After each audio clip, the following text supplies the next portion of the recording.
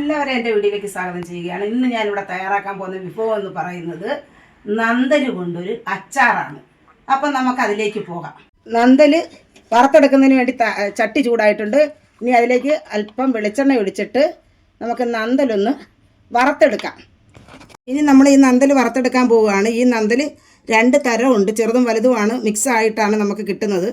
ഇതൊരു 1/2 കിലോളം ഉണ്ട്. ഈ ചെറുത് വേറെ മാറ്റണം, ഈ വലുതും വേറെ മാറ്റണം. 2 പരുവമായിരിക്കും നമ്മൾ ഒരുമിച്ചിട്ട് വറുത്തെടുത്താൽ. അതുകൊണ്ട് ഒരേ പരുവത്തിൽ കിട്ടണമുണ്ട് ഇങ്ങനെ തന്നെ ചെയ്യണം. അപ്പോൾ ഇത് കഴുകി ഉണക്കി വൃത്തിയാക്കി വെച്ചതാണ്. അപ്പോൾ നമ്മളിത് ചട്ടിയിലോട്ടിട്ട് വറുത്ത് എടുക്കാൻ പോവുകയാണ്. മൂത്ത പരുവമായിട്ടുണ്ട്. ഇനി നമുക്ക് കോരിയെടുക്കാം. നന്തൽ വറുത്തത് ശരിയായിട്ടുണ്ട്.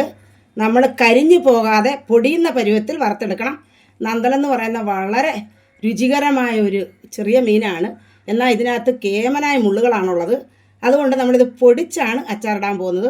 സൂപ്പർ അച്ചാറാട്ടോ നമുക്കത്. എന്നാൽ ഇതൊന്ന് പൊടിക്കാം. ഇതുപോലെ നന്നായിട്ട് പൊടിച്ചെടുക്കണം. ഒരു ശകലം പോലും മുള്ളിരിക്കാൻ പാടില്ല. ഇനി ഇതിലേക്ക് ആവശ്യത്തിന് മുളക് പൊടി ഞാൻ കാശ്മീരിയാണ് ചേർക്കുന്നത് കേട്ടോ. ആവശ്യത്തിന് മുളക് പൊടി ഇടണം. മഞ്ഞൾപ്പൊടി. ഉപ്പില്ലാത്ത മീനാണ് നന്തൽ, അതുകൊണ്ട് ഉപ്പ് ചേർക്കണം. പിന്നെ ഒരല്പം വെളിച്ചെണ്ണയും കൂടെ ഒഴിച്ച് നമ്മളിതൊന്ന് ഇളക്കി വെക്കാൻ പോവുകയാണ്. ഇതെല്ലാം റെഡിയാക്കി വെച്ചിട്ടുണ്ട്. ഇനി നമുക്ക് കൂട്ട് തയ്യാറാക്കാം. ചട്ടി ചൂടായിട്ടുണ്ട്. ഇനി വെളിച്ചെണ്ണ ഒഴിച്ചു കൊടുക്കണം. മീനച്ചാറിനെല്ലാം നമ്മൾ വെളിച്ചെണ്ണയാണ് ഞാൻ ചേർക്കുന്നത്. വെളിച്ചെണ്ണയാണ് രുചി. നനവുള്ള സ്പൂണോ പാത്രത്തിലോ ഒക്കെ ഇട്ട് വെക്കാതിരുന്നാൽ കുറേ നാളിരിക്കും, അത് സംശയമൊന്നുമില്ല.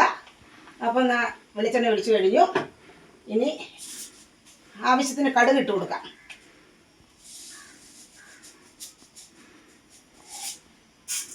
കടുക് പൊട്ടിയിട്ടുണ്ട്. ഇനി വെളുത്തുള്ളി,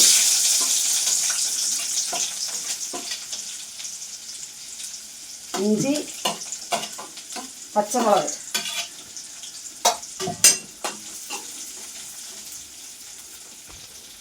ഈ പരുവത്തിൽ മൂത്താൽ മതി. അപ്പോഴത്തേന് നമ്മൾ കറിവേപ്പില ഇട്ട് കൊടുക്കണം.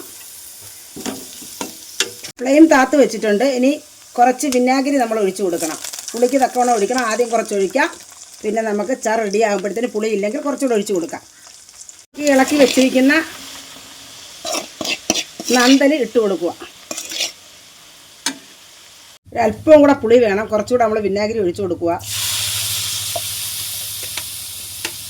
അച്ചാർ എനിക്ക് ഇച്ചിരി ലൂസായിട്ടിരിക്കണം, അതുകൊണ്ട് നമ്മൾ കുറച്ച് തിളപ്പിച്ചാർച്ച വെള്ളം ഒഴിച്ചു കൊടുക്കുക. നല്ല ലൂസായിട്ടിരിക്കണമെങ്കിൽ മാത്രം വെള്ളം ചേർത്ത് കൊടുത്താൽ മതി. അല്ലെന്നുണ്ടെങ്കിൽ വെള്ളം ചേർത്ത് കൊടുക്കേണ്ട ആവശ്യമില്ല.